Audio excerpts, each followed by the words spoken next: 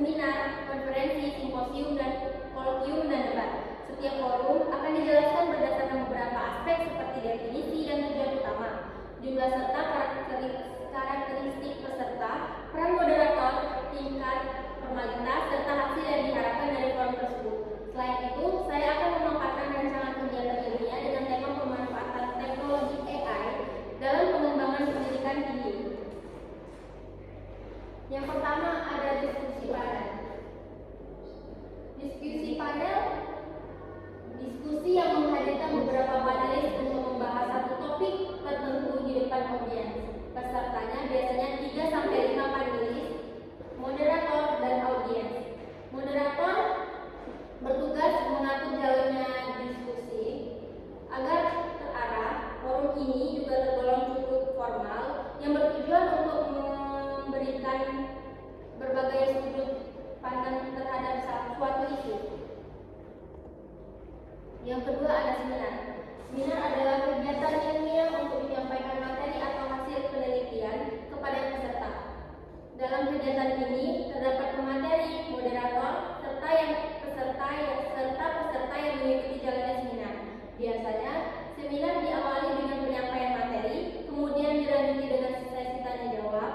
Kegiatan ini juga bersifat formal yang bertujuan untuk menambah pengetahuan wawasan peserta.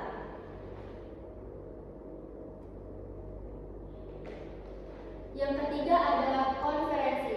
Konferensi adalah pertemuan ilmiah yang biasanya dihadiri oleh akademisi atau peneliti dalam jumlah yang cukup besar. Dalam kegiatan ini terdapat beberapa sesi presentasi yang digunakan untuk memaparkan hasil penelitian. Konferensi yang bertujuan untuk wadah pertukaran ilmiah serta memperluas jaringan akademik. Yang keempat ada simposium. Simposium adalah forum ilmiah yang menghadiri beberapa pembicara untuk mempresentasikan makalah atau gagasan dalam satu tema tertentu. Materi disampaikan secara bergantian oleh para ahli dan kegiatan dipandu oleh seorang moderator. Forum ini bersifat formal dan bertujuan untuk membahas suatu topik secara lebih mendalam. Yang kelima ada kolokium. Kolokium merupakan diskusi ilmiah yang biasanya dilakukan dalam kelompok kecil untuk membahas suatu karya atau penelitian. Pesertanya terbatas, umumnya terdiri dari akademisi atau mahasiswa. Dalam forum ini, diskusi berlangsung lebih mendalam dan interaktif. Tingkat formalitasnya bersifat semi formal yang bertujuan untuk memperoleh kritik dan saran yang dapat membantu untuk pengembangan karya ilmiah. Yang terakhir ada debat. Debat adalah forum yang mempertemukan dua pihak dalam pandangan yang berbeda terhadap suatu isu. Dalam kegiatan ini terdapat dua tim yang menyampaikan argumen yang saling bertentangan. Biasanya dipandu oleh moderator atau dinilai oleh juri. Setiap pihak menyampaikan pendapat secara bergantian sesuai dengan aturan yang berlaku. Forum ini juga bersifat formal dan bertujuan untuk menilai mana yang paling kuat dan logis. Selanjutnya ada pemanfaat teknologi AI dalam pengembangan pendidikan tinggi. Yang pertama, alasan memilih format kegiatan ilmiah. Pemanfaatan teknologi AI dalam pengembangan pendidikan tinggi pada bagian ini akan dibahas rancangan kegiatan ilmiah dengan tema pemanfaatan teknologi AI dalam pengembangan pendidikan tinggi. Tema ini dipilih karena pengembangan teknologi AI saat ini semakin berpengaruh dalam berbagai bidang, termasuk dalam bidang pembelajaran dan perguruan tinggi. Yang kedua, struktur acara yang diusulkan. Struktur kegiatan yang dirancang memiliki durasi sekitar 3-4 jam. Kegiatan diawali dengan pembukaan dan sambutan. Kemudian dilanjutkan dengan pemaparan materi oleh narasumber. Setelah itu, peserta diberikan kesempatan untuk mengikuti sesi diskusi dan tanya jawab. Di akhir kegiatan dilakukan penutup.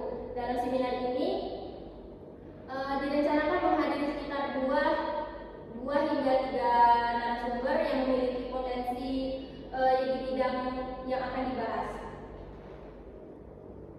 Yang ketiga ada potensi tantangan dalam pelaksanaan. Dalam pelaksanaan kegiatan ini terdapat beberapa tantangan yang mungkin muncul. Salah satunya adalah masih kurangnya pemahaman peserta mengenai teknologi AI. Selain itu, waktu yang terbatas juga mempengaruhi jalannya sesi diskusi. Tantangan lainnya adalah kemungkinan adanya kendala teknis atau masalah jaringan internet atau perangkat yang digunakan. Yang keempat, ada cara mengatasi tantangan. Untuk mengatasi berbagai tantangan tersebut, materi perlu disampaikan secara jelas dan mudah dipahami oleh peserta. Selain itu, pengaturan waktu presentasi dan diskusi harus dilakukan dengan baik agar kegiatan berjalan efektif.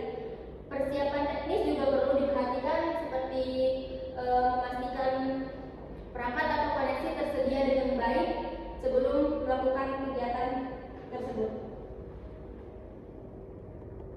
Dan yang kelima, mengukur keberhasilan kegiatan. Keberhasilan kegiatan dapat dilihat dari beberapa hal. Salah satunya adalah partisipasi peserta dalam sesi diskusi dan tanya jawab. Selain itu, pemahaman peserta terhadap materi yang disampaikan juga menjadi indikator penting. Umpan balik atau evaluasi dari peserta setelah kegiatan